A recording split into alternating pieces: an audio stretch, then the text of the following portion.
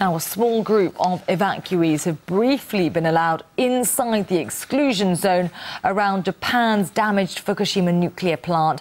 For the first time, the government gave permission for short visits so people could gather belongings and check on their properties. Meanwhile, a recent map of contamination released by Japan shows high levels of radiation well outside the evacuation zone. Well, Dr. Robert Jacobs can help shed more light on all this. He's a research associate professor of nuclear history and culture at the Hiroshima Peace Institute. Dr. Jacobs, many thanks for being with us now. If radiation is high even beyond the zone, how can it now be safe to be letting people get closer? It's not safe. This is a situation where they're letting the people go in one time in order to remove articles from their home, typically a designated person in a family. So that person will certainly have some exposure during that time. It shouldn't be sufficient in a period of going in for a few hours and leaving to be very threatening to their health, but the real threat is to the people who live in the contaminated areas outside of the exclusion zone. And it's now clear, there have been, for 2 months now, there have been measurements of high levels of radiation outside of the exclusion zone. And as we've heard, high levels present in the schools in the voluntary evacuation zone from 20 to 30 kilometers. And just this week, also, radioactive sludge turned up in the sewage system of one of the nearby cities. So in just a period of less than 2 months, the groundwater contamination has been sufficient to enter into the sewage system of a nearby town. So clearly the levels outside of the zone are fairly high in some areas. Let's talk about some of the ambiguity still surrounding radiation levels. Those levels detected by workers inside the damaged reactor show that it is much higher than they expected. So why aren't we getting more accurate readings since we're 2 months into the crisis now? Well, this is a reflection of the incredibly small amount of information that even TEPCO and the Japanese government are operating with. Just in the last day or two, the government entered for the first time since the accident happened, entered into reactor number 1. And the idea was that they were going to vent out the radiation that was contained in the building and begin to install a new cooling system.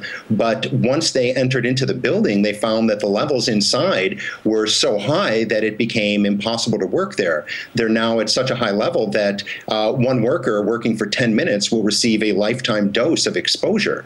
So clearly, TEPCO and the government are still in the process of just beginning to learn what are the current conditions. So it's very hard to solve these problems when you don't really know what the sources of the radiation are. And of course, the situation's far from over, isn't it? There's speculation now that the 4th reactor is leaning and is in danger of falling. How great a concern is that? It's a very, very serious concern. This began as speculation among those of us watching the incident, because on the webcam in which you can watch it, you can look at the 4 reactors, it began to be obvious that building number 4 was leaning to the right a little bit from the visual field of the webcam.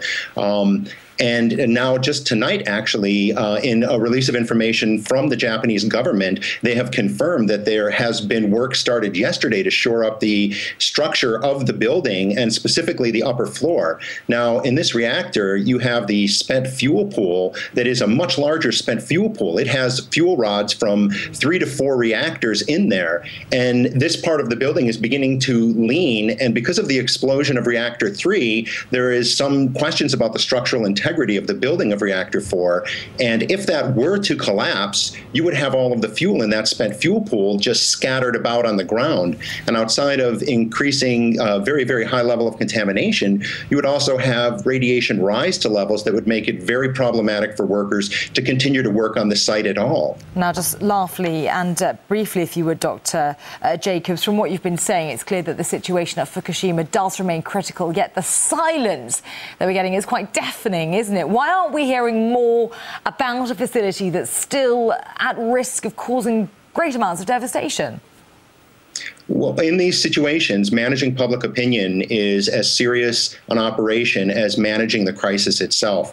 What you have here in Fukushima is you have 4 reactors that are all still emitting significant amounts of radiation into the environment. So this is not a situation that has been brought under control. It is a situation in which the large releases have been largely, the explosions of the first week have been gone past, but now we just have ongoing leakage. So to continue to tell people about that leakage and to continue to provide a lot of information about that leakage will cause higher levels of distress and also the perception that neither TEPCO nor the government is in control of the situation. So it's a lot easier to just reduce the amount of information that the public has so that you're able to control the situation, at least from the point of view of public opinion, and keep people from panicking.